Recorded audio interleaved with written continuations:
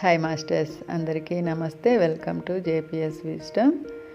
మన స్వాధ్యాయ యోగాలో న్యూ ఏజ్ విజ్డమ్ అయినటువంటి సన్షైన్ బిఫోర్ ది డాన్, తెలుగులో నక్షత్ర లోకాలు అనేటువంటి అద్భుతమైన జ్ఞానాన్ని అందుకుంటున్నాం. ఇప్పటి వరకు మనము 17 భాగాలు కంప్లీట్ చేసుకున్నాం మాస్టర్స్. ఈరోజు 18వ భాగం చెప్పుకుందాం. నిన్నటి భాగంలో ఎసేనియా, మోస్టీనియా, అలీజా వాళ్ళ యొక్క స్నేహితుడి ఇంటికి వెళ్తారు. అలీజా యొక్క పాత రవాణా నౌకలు అక్కడ కొన్ని విషయాలు డిస్కస్ చేసుకుంటారు. అసలు ఏం జరుగుతోంది, ఎందుకు ఇలా మోస్టీనియా మీద దాడులు జరుగుతున్నాయి, అతని గురించి ఎందుకు చెడుగా ప్రచారం చేస్తున్నారు అనే విషయాల గురించి, అలాగే లైరన్స్ కొంతమంది అనునాకిస్ అనేటువంటి డార్క్ ఫోర్స్ యొక్క సహకారంతో లైరన్ స్టార్ గేట్ను తమ స్వాధీనపరచుకోవాలని ట్రై చేస్తుంటారు. లైరాలో మోస్టీనియా ప్రముఖ పాత్ర వహిస్తుంటారు కాబట్టి ఆయన్ను తమ హ్యాండ్ ఓవర్లో పెట్టుకునేందుకు ట్రై చేస్తారు.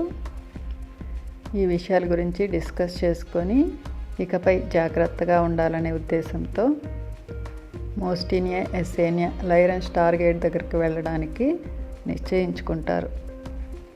అలాగే అక్కడ ప్రస్తుతానికి ఏం జరుగుతుంది అనే విషయాల గురించి ఎసేనియా తాళం చెవి సహాయంతో మంత్రాన్ని జపించి కొన్ని విషయాలను చూడగలుగుతుంది.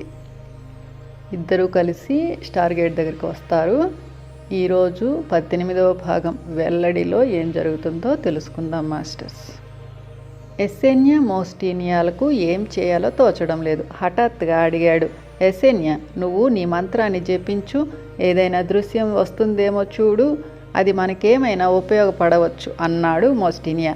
వెంటనే తన మెడలోంచి తాళం చెవిని తీసి చేతిలో పట్టుకొని వ్రేళ్లతో రుద్దింది. మయాస్మియా ఎనోనియా యాసింటే 9 సార్లు జపించింది.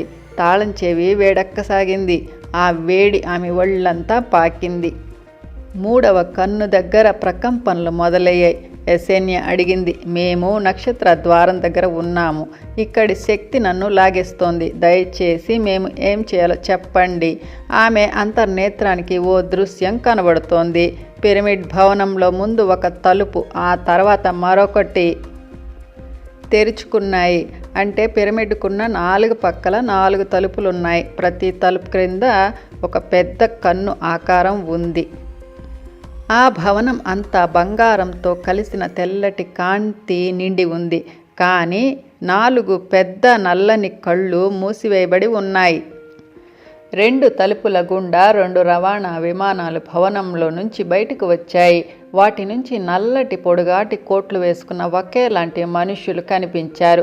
ప్రతి ఒక్కరి ఒడిలో ఒక నల్లని పెట్టె ఉంది. జాగ్రత్తగా దృశ్యాన్ని గమనిస్తోంది ఎసేనియా. ఇంతలో మరొక రవాణా వాహనం బయటకు వచ్చింది. అందులో క్రిసెస్ మోర్గి మాత్రమే ఉన్నారు. డ్రైవర్ ముఖం చూసింది. మళ్ళీ ఎసేనే. ఇంతలో 4వ వాహనం మరో తలుపు గుండా బయటకు వచ్చింది. ఇందులో పోలీసులు, సైన్యాధికారులు ఉన్నారు. దృశ్యం అదృశ్యమైంది. మొత్తం అంతా మోస్టీనియాకు చెప్పింది ఎసేనియా. ఎవరా నల్లటి దుస్తుల వాళ్ళు? అనునాకినా? వాళ్ళ ఒడిలోని నల్లని పెట్టెలేమిటి? ఏమై ఉంటాయి? వాళ్ళంతా నక్షత్ర ద్వారం యొక్క మరో ప్రదేశం నుంచి బయటికి వెళ్ళిపోతున్నారా? అన్నీ ప్రశ్నలే. నువ్వు చూసిన దృశ్యం ఇప్పటిదా లేక భవిష్యత్తుదా? అడిగాడు మోస్టీనియా. ఏమో తెలియడం లేదు. ఒంటారా బీచ్లో మాత్రం 3 సార్లు జపించినప్పుడు నేను చూసిన దృశ్యం భవిష్యత్తులోనిది.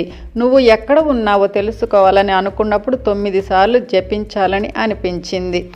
అప్పుడు నేను వర్తమానంలో దృశ్యాన్నే చూశాను కదా. నేను అడిగిన ప్రతిసారి నువ్వు కాటేజీలో బందీగా ఉన్న దృశ్యాలనే చూశాను అంది. అంటే నువ్వు మంత్రాన్ని 9 సార్లు జపించి ప్రశ్న అడిగినప్పుడు నీకు వర్తమానంలో దృశ్యాలే సమాధానాలుగా వచ్చాయి.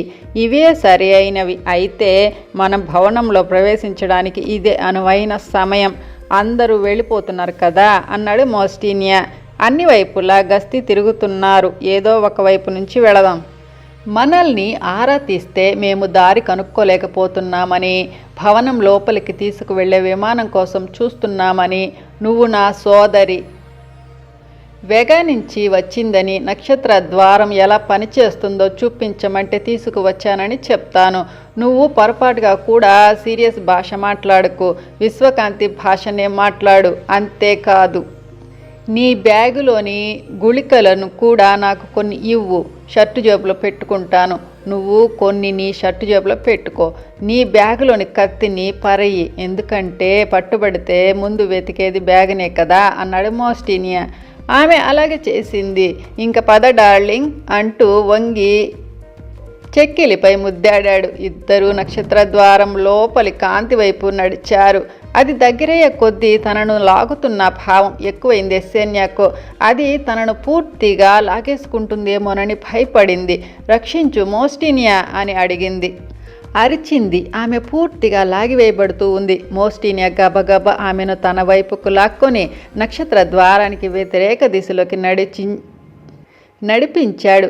గస్తీ తిరుగుతున్న ఒక వాహనం వైపు చేయి ఊపాడు. అది నెమ్మదిగా వీళ్ల వైపు వచ్చింది. అందులో నుంచి ఓ కాంతి వీళ్ల వైపు పడింది. ఎవరు మీరు అడిగింది ఒక గొంతు లైరా భాషలో. అతను సైన్యం దుస్తుల్లో ఉన్నాడు.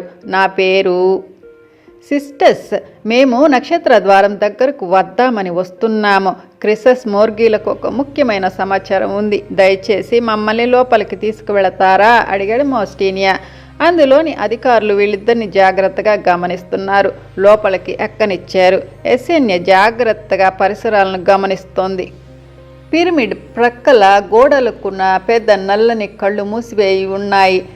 భవనం పైన అంటే పిరమిడ్ పై భాగాన్ని నల్లటి తొడుగుతో కప్పివేశారు. నక్షత్ర ద్వారాన్ని ఎవరు ఆక్రమించుకున్నారో కానీ దాని కాంతిని ఆపివేసే ప్రయత్నాలు చేస్తున్నారు. అంతేగాక ఉన్నత తలాల కాంతి ప్రవాహాలతో నక్షత్ర ద్వారాన్ని కలిసే వీలు లేకుండా చేయాలని ప్రయత్నిస్తున్నారు. ఇది ఇలాగే జరిగితే ఆత్మలు ఉన్నత కాంతి తలాల నుంచి 12 పరిమాణాల దిగువ స్థాయి లోకాల్లోకి ప్రవేశించలేవు. ఇక్కడి నుంచి నక్షత్ర ద్వారం అవతల ఉన్నత తలాల కాంతి లోకాలకు వెళ్ళలేవు. ఇందులో ఎస్సేన్యా నుదుట స్పందనలు తెలుస్తున్నాయి. ప్రకంపన మొదలైంది. నుదుటి మీద నుంచి చెమట కారి ముఖంపై పడుతోంది. వాహనంలోని వాళ్ళు ఎవరూ ఆమె భావాలను గమనించడం లేదు. వాహనం లోపలికి వెళ్లేలోగా తన ఉద్వేగాలను అదుపులో పెట్టుకోవాలి అనుకుంది. పరిస్థితి తారుమారైంది. నక్షత్ర ద్వారం అన్యాక్రాంతమైంది. ఎస్సేన్యా మోస్టీనియాలు మాత్రమే రక్షించగలరు. వాళ్ళ దగ్గర కొన్ని మూలికా గుళికలు మాత్రమే ఉన్నాయి. ఒకరి ముఖాలొకరు చూసుకున్నారు. అతనికి పరిస్థితి అర్థమైంది. కళ్ళను మూసివేయడం, పిరమిడ్ శీర్ష భాగాన్ని కప్పివేయడం పరిస్థితి తీవ్రతను తెలియజేస్తోంది. తన మెడలోని తాళం చెవి మీద చేతులేసింది. కుడి అరచేతిలో దాన్ని పెట్టి ఎడమ అరచేతితో మూసింది. ఒంట్లో వేడి ప్రాకడం మొదలవగానే మనసులో ఇలా అడిగింది. ప్రియమైన కాంతిలోక వాసులారా, దయచేసి వినండి. నక్షత్ర ద్వారాన్ని రక్షించుకోవడానికి మేము ఏమి చేయాలో ఎలా చేయాలో తెలియజేయండి. ఆమె నుదుటి మీద 3వ కన్ను ప్రకంపించడం మొదలైంది. మరో దృశ్యం ఆమె కళ్ళ ముందు కదలాడుతోంది. 3 వ్యక్తులు ఒక చిన్న గదిలో పడి ఉండడం చూసింది. వాళ్ళ చేతులు కట్టివేసి ఉన్నాయి. 3 గొలుసులతో కట్టివేసి ఉన్నారు. అందులో ఒకరి ముఖం చూస్తుంది ఎస్సేన్యా. అతడు జినోర్ స్టార్గేట్ను తన బృందంతో కలిసి సందర్శించినప్పుడు పొడుగాటి నీలం కోటు ధరించి ఉన్నాడు. కానీ ఇప్పుడు ఆ నీలం కోటులో లేడు. ఆమెకు బాగా గుర్తు. ఎంతో రుచికరమైన నీలం డ్రింకును అందరికీ ఇచ్చాడు. జినోర్ ఈజే బ్రదర్ పియరస్కి స్నేహితుడు. మిగతా ఇద్దరు ఎవరో ఎస్సేన్యాకు తెలీదు. జాగ్రత్తగా చూస్తోంది. వాళ్లను ఎక్కడ బంధించారా అని. ఏమీ ఆధారం లభించడం లేదు. వాళ్ళ వెనకాల కాంతి నిలువుగా గీతలుగాను, వాళ్ళ శరీరాల చుట్టూ నీలి మెరుపు ఉంది. వాళ్ళు జీవించి ఉన్నారు అనే తెలుస్తోంది. కానీ 3లోనూ ఎలాంటి కదలిక లేదు. దృశ్యం అదృశ్యమైంది. వాహనం పిరమిడ్ భవన ప్రవేశ ద్వారం సమీపించింది. పిరమిడ్కు ఒకవైపు ఉన్న తలుపు తెరుచుకుంది. వాహనంలోనికి ప్రవేశించింది. వాహనం ఎక్కేటప్పుడు వీళ్లను ఎక్కించుకున్న అధికారి వీళ్లను దిగి కాస్త ఆగమన్నాడు. ఒక కార్నర్లో ఉన్న టేబుల్ కుర్చీల వైపు చూపించాడు. వీళ్ళని జాగ్రత్తగా గమనించండి అంటూ ఇతరులకు చెప్పి తాను బిల్డింగ్ లోపలి వైపుకు వెళ్ళాడు. త్వరగానే మరో స్త్రీని వెంటబెట్టుకుని వచ్చాడు. పొడుగ్గా, సన్నగా, పొట్టి, ఎర్ర జుట్టుతో ఉంది. ఆమె మొర్గీనేమో అనుకొని హమ్మయ్య కాదులే అని ఊపిరి పీల్చుకున్నాడు మోస్టీనియా. కానీ చాలా వరకు మూర్గిలాగే ఉంది. ఎవరు మీరు, ఎక్కడి నుంచి వచ్చారు అని అడిగింది వీళ్ళని పైకి క్రిందకి చూస్తూ. నా పేరు సిస్టర్స్, ఈమె నా సోదరి అజా వేగా నుంచి వచ్చింది. స్టార్ గేట్ దగ్గరకు క్రిసస్ మోర్గిల్ కోసం ఒక అత్యవసర సమాచారాన్ని అందివ్వడానికి వచ్చాము. వారు ఇక్కడ ఉన్నారా అడిగాడు మోస్టీనియా. ఆ సమాచారం నాకు ఇవ్వండి, నేను వాళ్ళకు ఇస్తాను అంది ఆమె. క్షమించండి, నేను దీన్ని వాళ్ళకు మాత్రమే ఇవ్వగలను.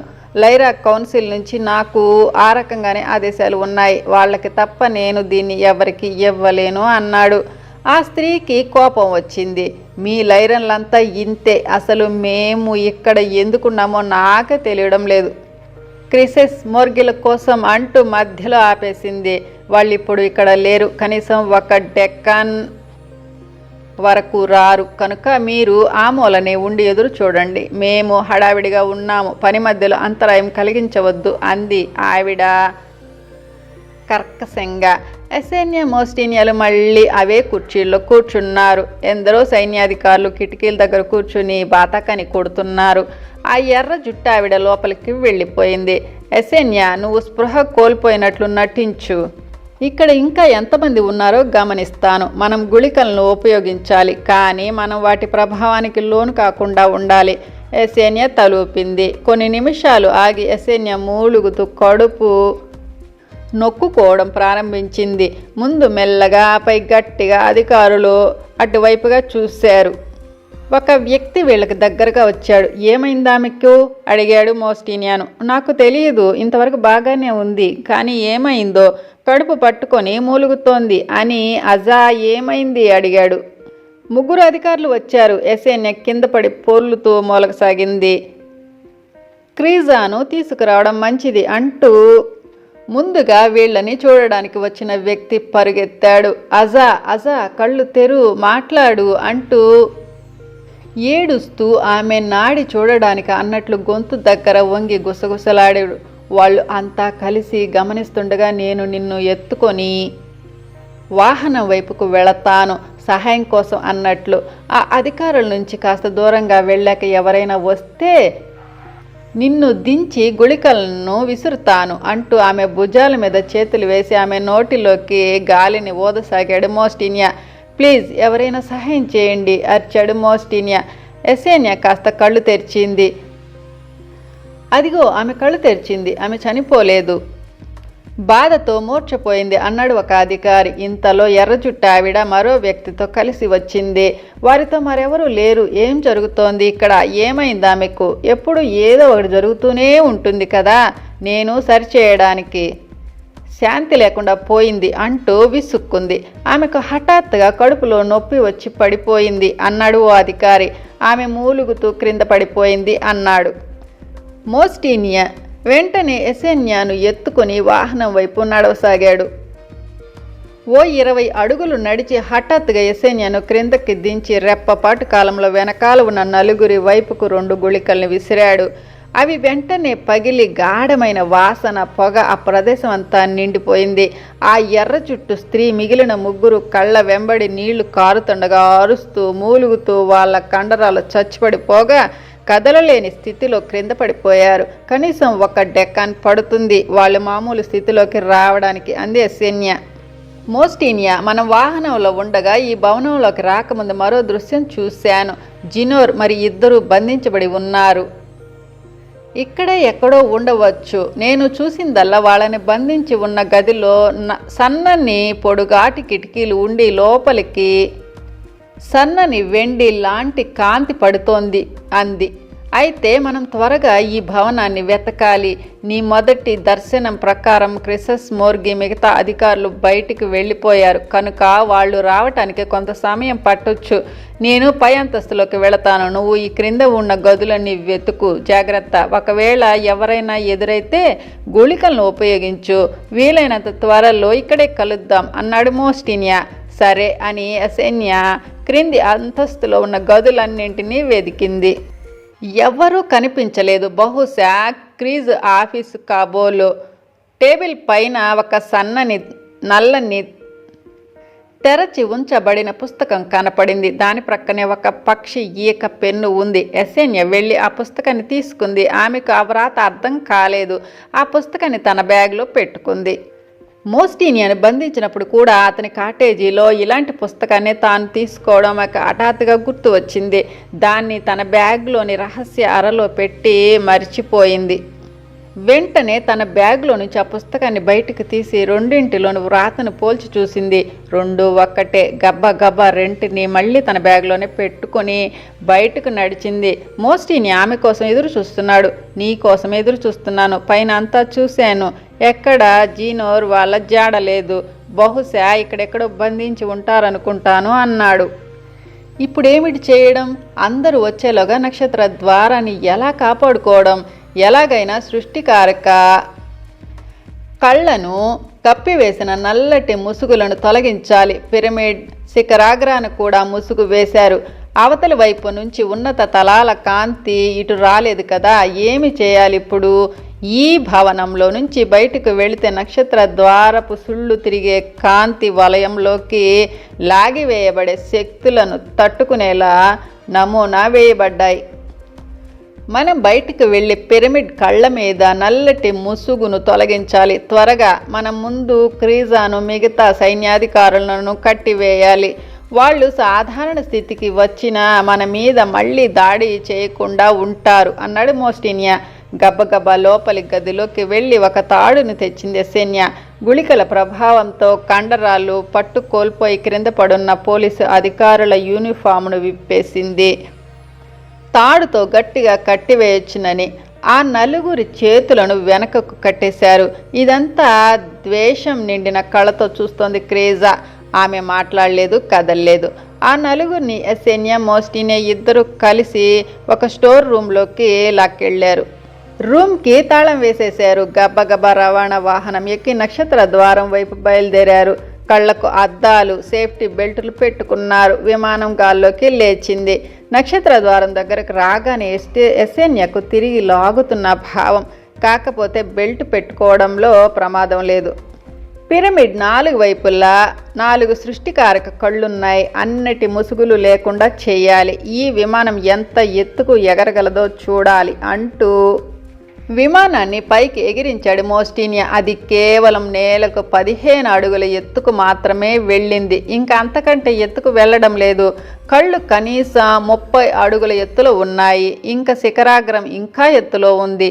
వాళ్ళు అంత ఎత్తుకు ఎలా వెళ్ళగలిగారు? కాంతిని రానివ్వకుండా నల్లటి ముసుగులు ఎలా కప్పివేశారు అంటూ ఆలోచనలో పడ్డాడు మోస్టినియా. వెంటనే రవాణా నౌకని కిందకి దించారు. సాధారణంగా అంత ఎత్తుకు నేను ఎగరగలను. లైరాలో ఇలాంటి శక్తులు సర్వసాధారణం. కానీ నా భౌతిక శరీర సాంద్రత వల్ల, నక్షత్ర ద్వారపు శక్తి వల్ల ఇప్పుడు అది సాధ్యపడడం లేదు అన్నాడు మోస్టినియా. మనం చేయగలిగిందల్లా నక్షత్ర ద్వారం వెనుకకు వెళ్ళి అలీజా రవాణా నౌక ఎక్కి ఇక్కడి నుంచి తప్పించుకొని ఇతర లైరా కౌన్సిల్ సభ్యుల సహాయం తీసుకోవాలి. జోనాస్ ఇంటికి వెళ్ళి అతడు జ్వెనీ కలిసి ఏమి సమాచారం తెచ్చాడో తెలుసుకోవాలి అన్నాడు. ఎసెన్యా చాలా విచారంగా ఉంది. ఆమె తన ఇంటికి, తన తండ్రికి, తన స్నేహితులకు చాలా దూరంగా ఉంది. ఇంతలో వాళ్ళు నక్షత్ర ద్వారం నుంచి వస్తున్న ఓ కాంతిని చూశారు. అది పెద్ద గుండ్రటి కాంతి. ఇంద్రధనుస్సు రంగులు విరజిమ్ముతూ ఉంది. అది దగ్గరే కొద్దీ అందులో నుంచి మరో కాంతి. అది పెద్ద బంగారు బుడగలా ఉంది. ఇంతలో నెమ్మదిగా అది వీళ్ల వాహనం పక్కనే ఆగింది. బంగారు బుడగలాంటి కాంతి తెరుచుకొని క్యాప్రిసియో దిగాడు. అతనితో పాటు మరో 3 దిగారు. వాళ్ళు కూడా అచ్చం అతనిలాగే ఉన్నారు. ఎస్సేనియా మోస్టీనియాలకు ఏమీ అర్థం కావడం లేదు. వాళ్లను నక్షత్ర ద్వార శక్తి ఎందుకు లాక్కోలేదు? నలుగురు క్యాప్రిసియోలు చక్కగా వీళ్ల ప్రక్క నేల మీద నిలబడ్డారు. హలో ఎస్సేనియా, హలో మోస్టీనియా అన్నాడు మొదటి క్యాప్రిసియో. నక్షత్ర ద్వారం వెనకాల నుంచి మేము మిమ్మల్ని గమనిస్తూనే ఉన్నాము. లైరాలో జరుగుతున్నదంతా మాకు తెలుసు. మేము సహాయం చేయడానికి వచ్చాము. మొదట మేము చేయాల్సింది సృష్టికారక కళ్ళను కప్పి ఉంచిన నల్లటి ముసుగులను, పిరమిడ్ పైన పెట్టిన నల్లటి రాతి టోపీని తొలగించాలి అన్నాడు. కానీ ఇదంతా ఎలా చేస్తారు? మీరు నక్షత్ర ద్వార శక్తి వైపుకు ఎందుకు లాగడం లేదు అడిగాడు మోస్టీనియా. చాలా మామూలు సంగతే. మేము శుద్ధ శక్తి మాత్రమే, భౌతిక రూపాలం కాదు. నక్షత్ర ద్వార శక్తులను తట్టుకునే సామర్థ్యం మాకు ఉంది. మాకు రూపం, బరువు లేవు. మీరు ప్రస్తుతం చూస్తున్న మా రూపాలు భ్రాంతి మాత్రమే, అవి నిజమైనవి కావు. మీకు ఇలా కనిపిస్తున్నాయి. మేము మా సంకల్పాన్ని, మా చైతన్యాన్ని ఉపయోగించి కావలసిన రూపాన్ని తెచ్చుకుంటాము అన్నాడు క్యాప్రిసియో. ఎస్సేనియా నక్షత్ర ద్వారానికి అవతల వైపు నుంచి వచ్చిన ఈ నలుగురిని జాగ్రత్తగా గమనిస్తోంది. వాళ్ళు అచ్చం మోస్టీనియాలాగానే ఉన్నారు. ఆమె నవ్వసాగింది. 5 మోస్టీనియాలు ఒక చోట ఒకే సమయంలో, ఒకటే తేడా, 4 మోస్టీనియాల కళ్ళు నీలంగా ఉన్నాయి. అసలు మోస్టీనియావి నలుపు. వీళ్ళు చూస్తుండగానే 4 క్యాప్రిసియోలు గాల్లో ఎగిరారు. పిరమిడ్ కళ్లకు ఉన్న నల్లటి ముసుగులను తొలగించారు. మరింత పైకి ఎగిరి పిరమిడ్ శిఖరాగ్రాన్ని కప్పిన నల్లటి రాతి టోపీని కూడా తొలగించారు. ఎస్సేనియా మోస్టీనియాలు తమ రవాణా నౌకలో కూర్చునే ఇదంతా ఆశ్చర్యంగా చూస్తుండిపోయారు. ఇంతలో ఆ 4 క్రిందకి దిగి వీర నౌకలోకి ఎక్కారు. పిరమిడ్లోకి వెనక్కి తీసుకువెళ్ళు మోస్టీనియా అన్నాడు క్యాప్రిసియో. వాళ్ల కోసం మనం లోపల ఎదురు చూద్దాం అన్నాడు. నవ్వుతూ ఎస్సేనియాను చూశాడు. రవాణా నౌక పిరమిడ్ లోపలికి వచ్చి అక్కడ నేల మీద ఆగింది. అందరూ దిగారు. ఇప్పుడు మనం ఓ ప్రణాళికను సిద్ధం చేసుకోవాలి. నక్షత్ర ద్వారానికి కాపలా కాస్తూ ఎంతమంది ఉన్నారు అడిగాడు క్యాప్రిసియో. మేము ఈ భవనం పైన క్రింద అంతా చూసాము. 4 ఉన్నారు. వాళ్ళని మేము కట్టివేసి స్టోర్ రూమ్లో పడేసాము. సిరియస్ నుండి తెచ్చిన ఒక మూలిక గుళికను ఉపయోగించి వాళ్ళని తాత్కాలికంగా కదలకుండా ఉండేలా చేశాము అన్నాడు మోస్టీనియా. ఎవరు వాళ్ళు అడిగాడు క్యాప్రిసియో. ఒక ఆమె పొడుగ్గా, సన్నగా, ఎర్రటి పొట్టి జుట్టుతో ఉంది. ఆమెకు ఇతరులు క్రీజా అని పిలుస్తుంటే విన్నాము. ఆమె లైరన్ కాదు. ఎక్కడి నుంచి వచ్చిందో తెలీదు. మిగతా 3 లైరా పోలీసు అధికారులు. వారు యూనిఫామ్లోనే ఉన్నారు. మేము ఇక్కడికి రావడానికి ముందు ఎస్సేనియా ఒక దృశ్యం చూసింది. చాలామంది పిరమిడ్ ప్రవేశ ద్వారంలోంచి బయటకు వచ్చారు. ఒక రవాణా నౌక నిండా నల్లటి పొడుగాటి కోట్లు వేసుకొని మార్ఫ్రైడోలాగా ఉన్న వాళ్ళు వచ్చారు. అతనే నన్ను ఎమరాల్డ్ హిల్స్ మీద ఉన్న నా కాటేజీలో బంధించిన వాడు. ఇంకో రవాణా నౌక నిండా పోలీసులు. 3వ రవాణా నౌకలో 2 మరి డ్రైవర్. అతను లైరావాసి, పేరు ఎస్సా. ఎప్పుడు నక్షత్ర ద్వారం దగ్గరే ఉంటాడు. ఆ 2 నాకు తెలుసు. వాళ్ళు క్రిసిస్ మోర్గి, 2 లైరా కౌన్సిల్ సభ్యులు. క్యాప్రిసియో ఆ నల్లటి పొడుగాటి కోట్లు వేసుకున్న వాళ్ళందరూ ఒక నల్లటి పెట్టెను ఒళ్ళో పెట్టుకుని ఉన్నారు అంది ఎస్సేనియా మధ్యలో కల్పించుకుంటూ. వాళ్ళు తిరిగి వస్తే పిరమిడ్కున్న కళ్ళ మీద కవరింగ్, శిఖరాన ఉన్న నల్లటి రాతి టోపీ తొలగించబడి ఉన్నట్లు వెంటనే గమనిస్తారు. వెంటనే వాళ్ళు జాగ్రత్త పడతారు. కానీ లోపల మనం ఉన్నట్లు వాళ్ళు తెలుసుకోలేరు అన్నాడు క్యాప్రిసియో. వాళ్ళు లోపలికి రాగానే మనం వెంటనే చర్య తీసుకోవాలి మస్సా అన్నాడు క్యాప్రిసియో. దానికి ఒక కాంతి జీవి తలూపాడు. నువ్వు ఈ కుర్చీలో ఎదురుగా కూర్చొని మోస్టీనియాలాగా నటించు. అతనికేమీ కాదు, ఎందుకంటే అతని శరీరం కాంతి మాత్రమే అన్నాడు ఎస్సేనియా వంక తిరిగి క్యాప్రిసియో. ఆ నల్లటి వ్యక్తులు లోపలికి రాగానే తాము వెదుగుతున్న వ్యక్తి తమ ఎదుటే తమ కోసం ఎదురు చూస్తుండడం చూసి ఆశ్చర్యపోయారు. ఇంకా నేను మిగతా 2 అదృశ్యంగా ఉంటాము చూడండి అంటూ క్యాప్రిసియో మిగతా 2 అదృశ్యమయ్యారు. అయినా మేము ఇంకా మీతోనే ఉన్నాము అంది క్యాప్రిసియో గొంతు. మోస్టీనియా, ఎస్సేనియా, మీరిద్దరు పిరమిడ్ పై భాగంలో గదుల్లో ఒకదానిలో కూర్చొని అక్కడే ఉండండి. మేము పిలిచేదాకా బయటికి రావద్దు. మేము 4 ఉన్నాము, వాళ్ళు చాలామంది ఉన్నారు అని అనుకోవద్దు. ఎసేనియా మోస్టిని అలాగే చేశారు. వాళ్ళు వెళ్ళి కూర్చున్న పిరమిడ్ పైగా పాకపు గదిలో చిన్న చిన్న కిటికీలు ఉండి అందులోంచి బయటకు చూస్తే బయట నక్షత్రాలు కనిపిస్తాయి. ఎసేనియాకు సిరియస్ గుర్తు వచ్చింది. అలాగే తన నడుముకున్న బ్యాగులో నల్లంటి పుస్తకాలు గుర్తొచ్చాయి. మోస్టినియా, నీతో చెప్పడం మర్చిపోయాను. నిన్ను రక్షించడానికి నీ గదికి వచ్చినప్పుడు కిటికీ పక్కగా ఉన్న టేబుల్ మీద ఒక పుస్తకం ఉంటే తీసుకువచ్చాను.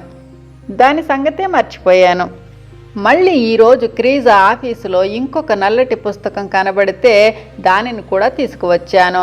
రెండింటిలోనూ ఒకేలాంటి వ్రాత. నాకు అర్థం కావడం లేదు అంటూ రెంటిని మోస్టినియాకు చూపించింది. ఆ రెండింటిలోని వ్రాతను పరిశీలించిన మోస్టినియా, ఇది లైరాకు సంబంధించింది కాదు, అంతేకాదు ఇది ఏ ఇతర నక్షత్ర జాతులది కాదు, విశ్వకాంతి భాష కాదు అన్నాడు. బహుశా కాప్రిసియోకు తెలిసి ఉండవచ్చు అని కూడా అన్నాడు. మళ్ళీ ఆ రెండింటిని తన బ్యాగ్లోనే పెట్టేసుకుంది ఎసేనియా. జోనాస్ ఇల్లు వదిలి వచ్చాక మొదటిసారి మళ్ళీ ఇద్దరు నిశ్చింతగా ఉన్నారు. ఎసేనియా నిద్ర మత్తుతో మోస్టినియా భుజం మీద తలవాల్చింది. మోస్టినియా ఏరుకుతో ఉన్నాడు. తనకు తెలిసిన సైన్యాధికారి ఇగ్నేషియో గుర్తొచ్చాడు. అతను మోసగాడా? స్నేహంగా మాట్లాడి అక్కడి వాళ్లను బుట్టలో పడేశాడా? లైరా ప్రజలు సైన్యాన్ని, పోలీసులను శాంతి కోసం, అందరినీ సమానత్వం కోసం ఏర్పాటు చేసుకుంటారు, కానీ ఆధిపత్యం కోసమో నియంత్రణ కోసమో కాదు. ఈ రక్షణాధికారులు నేరుగా ప్రభుత్వ యంత్రాంగంతో మాట్లాడొచ్చు. 1-2 సార్లు ఇగ్నేషియా తనతో కలిసి అంటారిస్లో జరిగే గ్యాలక్టిక్ కౌన్సిల్ సమావేశాలకు కూడా వచ్చాడు. అతడి పాత్ర ఏమైనా ఉందా ఇందులో? ఆలోచించసాగాడు మోస్టినియా. ఎసేనియా వంక చూశాడు. తన భుజం మీద తలవాల్చి నిద్రపోతోంది. ప్రేమగా ఆమె చెక్కిల్ని ముద్దాడాడు. దాంతో ఎసేనియాకు మెలకు వచ్చింది. ఓహ్ మోస్టినియా, నాకు ఒక కల వచ్చింది. అందులో ఎందరో కాంతి ప్రేమైక జీవులు తెల్లటి బట్టల్లో ఉన్నారు. వాళ్ళు నన్ను ఎంతో పైకి స్వర్గలోకాల్లోకి తీసుకువెళ్ళారు. వాళ్ళు నన్ను ఒక గదిలోకి తీసుకువెళ్ళారు. ఆ గదికున్న చిన్న చిన్న గూళ్లలో ఎన్నో దీపాలు వెలుగుతున్నాయి. ఆ గది మధ్యలో ఓ వెండి కుర్చీ, అందులో ఓ వ్యక్తి కూర్చుని ఉన్నాడు. అతనికి చాలా పొడుగాటి వెండి జుట్టు ఉంది, గుండ్రటి దయగల మొహం.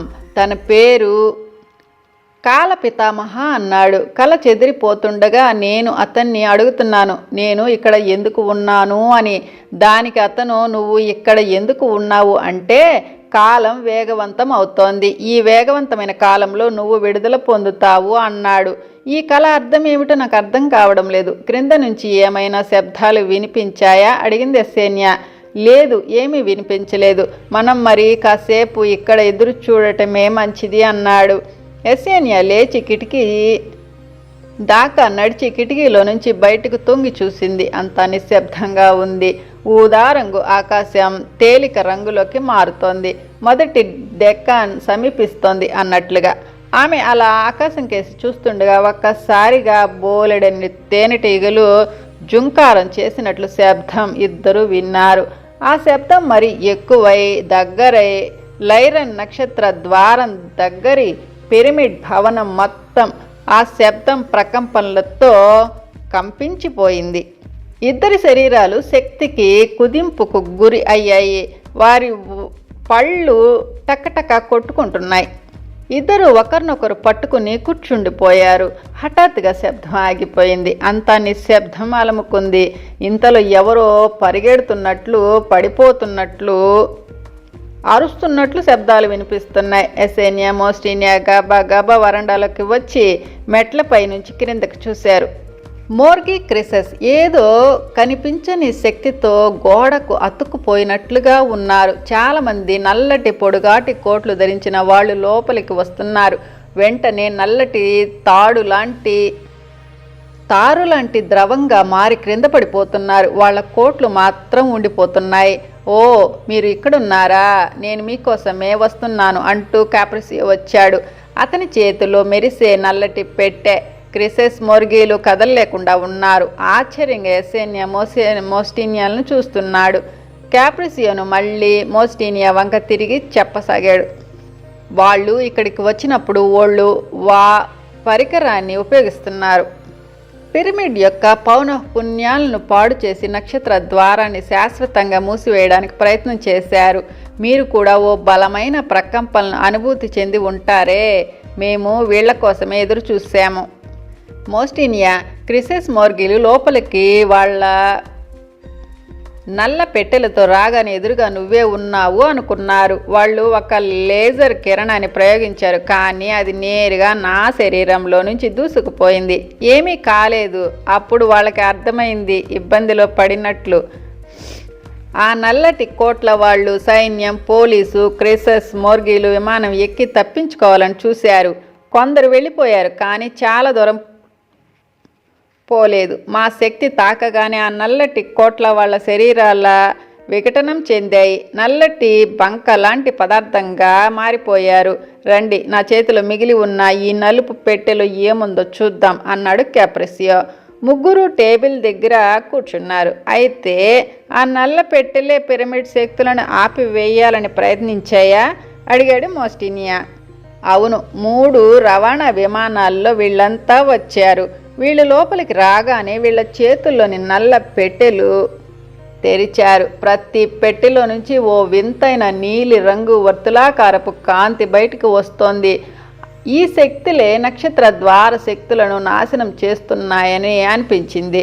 మేము మా శక్తులతో వాళ్ళని తాకగానే వాళ్ళు పట్టుకున్న పెట్టెలు కూడా కరిగిపోయాయి. ఇది తప్ప, ఎందుకంటే ఇది ఒక్కటే తెరిచి ఉండలేదు అన్నాడు క్యాప్రిసియో. తన చేతిలోని పెట్టెను టేబుల్ మీద పెట్టాడు. ఇది తెరవాలని అనిపించడం లేదు, కానీ ఇది ఎలా పనిచేస్తుందో, ఇందులో ఏ రకమైన శక్తులు ఉన్నాయో తెలుసుకోవాలి అన్నాడు. పెట్టెను గుండ్రటి ఆకారం గల లోహపు కొక్కెం ఉంది. జాగ్రత్తగా కొక్కెన్ని తిప్పాడు క్యాప్రిసియో. పెట్టె తెరుచుకుంది. వెంటనే నీలి రంగు కాంతి వర్తులాకారంలో గదిలోకి ప్రవేశించింది. పిరమిడ్ గోడలను త్రాకగానే అది తేనెటీగల ఝుంకారం లాంటి శబ్దం చేసింది. వెంటనే వీళ్ళ శరీరాలు వణకడం, పళ్ళు విపరీతంగా కొట్టుకోవడం జరిగింది. క్యాప్రిసియో వెంటనే ఆ పెట్టెను నేలకు విసిరేసి తన చేతిని చాపి శక్తివంతమైన కిరణాన్ని దానివైపు పంపాడు. వెంటనే అది కరిగిపోయింది. నేల మీద ఓ నల్ల మచ్చను మిగిల్చింది. ఇప్పుడు నాకు అర్థమైంది, వీళ్ళు అనునాకి కాదు, గ్యాలక్సీకి ఆవతల నుంచి వచ్చిన డార్వినియన్లు. విశ్వంలోని మారో గెలాక్టిక్ ప్రపంచానికి చెందిన వారు మన దిగువ స్థాయి స్వర్గ లోకాల మీద దాడి చేసే అవకాశాలు ఉన్నాయని ఎలోహింతో చాలాసార్లు చెప్పాను. అసలు లైరా నక్షత్ర ద్వారంపై గురిపెట్టడానికి కారణం లైరా 12వ పరిమాణ లోకం. దానికి అవతల అత్యున్నత కాంతి శక్తులతో కూడిన లోకాలు ఉన్నాయి. వాటిలోని జీవులు మాలాంటి వాళ్ళం స్వచ్ఛమైన ఆత్మలతో ఉండి ఏ రూపం కావలిస్తే ఆ రూపం ధరించగలము. డార్వినియన్లకు కూడా ఆ సామర్థ్యం ఉంది, కానీ ఆ జాతి మనస్సు పూర్తిగా వినాశకారిగా తయారైంది. వారు చీకటి శక్తులైన ఆధిపత్యం, నియంత్రణల మీద ఆధారపడి ఉన్నారు. భగవంతుడి కాంతిని ఎప్పుడో పోగొట్టుకున్నారు. ఇతరుల మీద దాడి చేసి వారి మీద అధికారం చెలాయించడంతో మాత్రమే వారు శక్తులను పొందుతారు అన్నాడు క్యాప్రిసియో. కొంతకాలం క్రితం క్రోనోస్ గ్రహం నుంచి వచ్చిన 3 వ్యక్తులను కలిశాను. వారు మా కౌన్సిల్ను కలవాలని, వారి నక్షత్ర నౌక గుర్తు తెలియని వ్యక్తుల చేతిలో దాడికి గురిందని చెప్పారు. బహుశా వీళ్ళే అయ్యుంటారు అంది ఎసేన్యా అంటూ తాను సేకరించిన 2 నల్లటి పుస్తకాలను క్యాప్రిసియోకు చూపించింది. ఇది మోర్ఫ్రెడోది, ఇది క్రీజాది అంటూ వాటిని ఇచ్చింది. వాటిని తెరిచి చూసిన క్యాప్రిసియో, ఈ భాష నాకు తెలుసు అంటూ చదివాడు. చాలా వరకు వారి రోజువారీ కార్యక్రమాలు, ఎవరెవరు వచ్చి వెళుతున్నది వివరాలు వ్రాసి ఉన్నాయి. కొన్ని పేజీలలో ముఖ్యమైన సమాచారం ఉంది. కొద్ది కాలంలోనే నైరన్ నక్షత్ర ద్వారం తమ వశం అవుతుందని, అప్పుడు మేము తిరిగి ఇంటికి వస్తామని, మన లోకంలో ఇది ఇంకా ఎంత మాత్రమూ జీవించడానికి కాంతి లేదు. ఈ దిగువ స్థాయి 12 కాంతి లోకాలు, వాటిలోని జీవుల శక్తిని తీసుకొని మనం జీవించవచ్చు. నిదానంగా వాళ్ళందరూ మనకి లొంగిపోతారు. వాళ్ళ లోకాలను మనం ఆక్రమించవచ్చు. ఇప్పటికే లైరాలో జీవుల మధ్యకు మన నల్ల పెట్టెలను పంపాము. ఆ పెట్టెలు తెరవగానే అందులోని శక్తి వాళ్లను లొంగ తీసుకుంటుంది.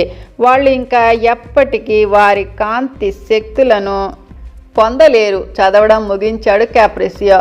అంటే పెట్టెలను నగరంలోకి తీసుకు వెళ్ళారన్నమాట. మనం వెంటనే వెళ్ళి ఆపాలి కదా అంది యసేన్య. అవసరం లేదు, నాతో వచ్చిన కాంతి జీవులు నగరంలోకి వెళ్ళారు అన్నాడు క్యాప్రిసియో.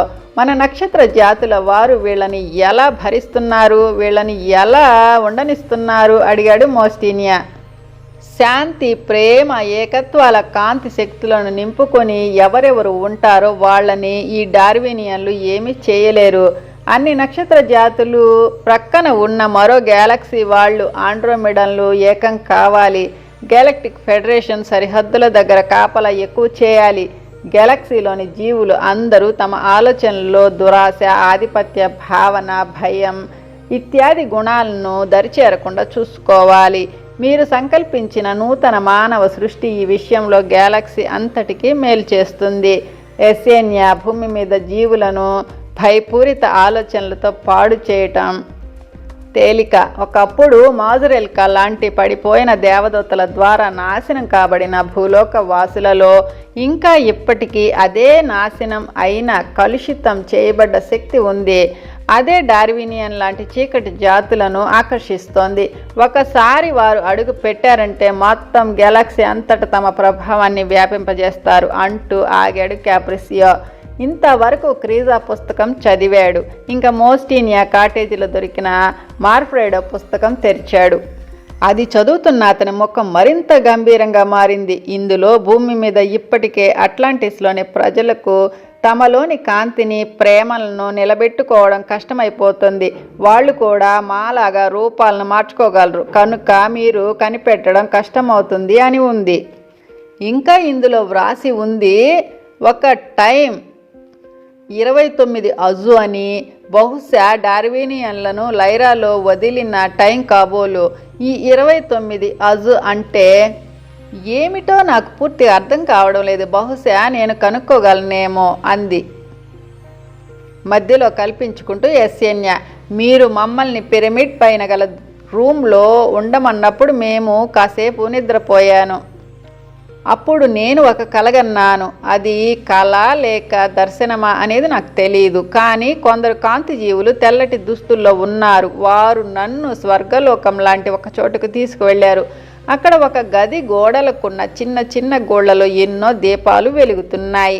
ఆ గది మధ్యలో వెండి ఆసనం మీద ఒక తెల్లటి పొడుగాటి గెడ్డం ఉన్న వ్యక్తి కూర్చొని తన పేరు కాల పితామహ అని చెప్పి, కాలం వేగవంతమవుతోంది, వేగవంతమయ్యే ఈ కాలంలో నువ్వు విడుదల పొందుతావు అన్నాడు. బహుశా అజు అంటే అతడేనేమో. మోస్టీనియా ఇచ్చిన బంగారు తాళం చెవి నాకు దర్శనాలను కలిగిస్తూ ఉంటుంది అని తన మెడలోని తాళం చెవిని తీసి క్యాప్రిసియో చేతుల్లో పెట్టింది యసేన్య. దాన్ని తిప్పి తిప్పి చూశాడు క్యాప్రిసియో. ఇది నీకు ఎక్కడ దొరికింది మోస్టీనియా? ఇందులో చాలా వింతైన లిపి ఉంది. ఈ సంగతి అడగడం మర్చిపోయాను అంది యసేన్య. మోస్టీనియా క్యాప్రిసియో వైపు, యసేన్య వైపు చూశాడు. పర్వాలేదు, ఆమెకు ఇంకా చెప్పవచ్చు అన్నాడు క్యాప్రిసియో. ఈ తాళం చెవి లైరాకు అవతల వైపు నుంచి వచ్చింది. నక్షత్ర ద్వారానికి అవతల ఉన్న ప్రదేశంలో స్వచ్ఛమైన ప్రేమ, కాంతి మాత్రమే ఉన్నాయి. ఈ ప్రదేశం గురించి చెప్పాలంటే దీన్ని సూర్యుడు ఉదయించడానికి ముందే సూర్యప్రకాశం ఉన్న ప్రదేశం అని పిలవచ్చు. నేనే దీన్ని మోస్టీనియాకిచ్చి నువ్వు నీ బృందం లైరాను వదిలే ముందు నీకు ఇవ్వమన్నాను. నువ్వు భూమికి వెళతావు అని, వంటారకు వెళ్ళాలని నాకు తెలిసినట్లుగానే మోస్టీనియాకు కూడా తెలుసు. ఎందుకంటే ఒకానొక రోజున అక్కడ భూమి మీద కొత్త కాంతి ప్రసరిస్తుంది కనుక. ఇప్పుడే మొదలైన 4 మహాయుగాల కాల పరిమిత చివర్లో ఈ వంటార దక్షిణ సముద్రాల్లో ఉన్న ఈ ప్రదేశం భూమి మీద క్రొత్త కాంతిని, క్రొత్త శక్తిని ప్రతిష్ఠించడానికి అతి ముఖ్యమైన ప్రదేశంగా విరాజిల్లుతుంది. తద్వారా మొత్తం గెలాక్సీ ప్రభావితం అవుతుంది. తర్వాతి చాలా కాలానికి యసేన్య, నువ్వు ఈ వంటారలో మళ్ళీ పుడతావు. అప్పుడు నీకు మరో తాళం చెవి ఇవ్వబడుతుంది. అది బంగారు తాళం చెవి కాదు, అది ఒక గొప్ప జ్ఞాన భాండాగారాన్ని తెరుస్తుంది. ఆ జ్ఞానం భూమిని, భూలోక వాసులకు ముందుకు నడిపించడానికి, తద్వారా భూమి మీద ఒక క్రొత్త పరిణామ చక్రం మొదలై గెలాక్సీకి అంతటికి ఆ అనుభవాన్ని ఇస్తుంది. కానీ ఇప్పుడు నీ దగ్గరున్న ఈ బంగారు తాళం చెవి ఒకనాడు నిజంగానే ఒక గది తాళాన్ని తెరుస్తుంది. ఆ గదిని నువ్వే కనుక్కోవాలి అన్నాడు క్యాప్రిసియో. ఎస్సేనియా కళ్ళు కాంతితో మెరిశాయి. దాన్ని క్యాప్రిసియో చేతుల్లో నుంచి తన చేతుల్లోకి తీసుకొని వ్రేళ్లతో రుద్దింది. ఆ తర్వాత మయాస్మియా యానోనియా యాసింటియా మంత్రాన్ని 9 సార్లు జపించింది. ఆమె చేతుల్లోని తాళం చెవి వేడెక్కింది. ఆ వేడి ఒళ్ళంతా ప్రాకింది. నుదుటి మీద ప్రకంపనలు మొదలయ్యాయి. నక్షత్ర ద్వారానికి అవతల ఉన్న కాంతిజీవులారా, దయచేసి డార్వినియన్ పదమైన అజు 29 అజుకు అర్థం తెలుసుకోవాలనుకుంటున్నాను అని అడిగింది. కాసేపట్లో ఆమె అంతర్నేత్రం ముందు ఒక కాగితం, వ్రాయడానికి పనికి వచ్చే మెటీరియల్. దాని మీద 29 అజు అని డార్వినియన్ భాషలో వ్రాసి ఉంది. దాని క్రింద విశ్వకాంతి భాషలో అనువాదం వ్రాసి ఉంది. అజా అంటే ప్రపంచపు ముగింపు. 29 అనేది పూర్తి కావడం, తెలుసుకోవడం సంబంధించిన సంకేత సంఖ్య. ఇంతలో దృశ్యం అదృశ్యమైంది. ఎస్సేనియా కళ్ళు తెరిచింది. తాను చూసిందంతా ఇద్దరికి చెప్పింది.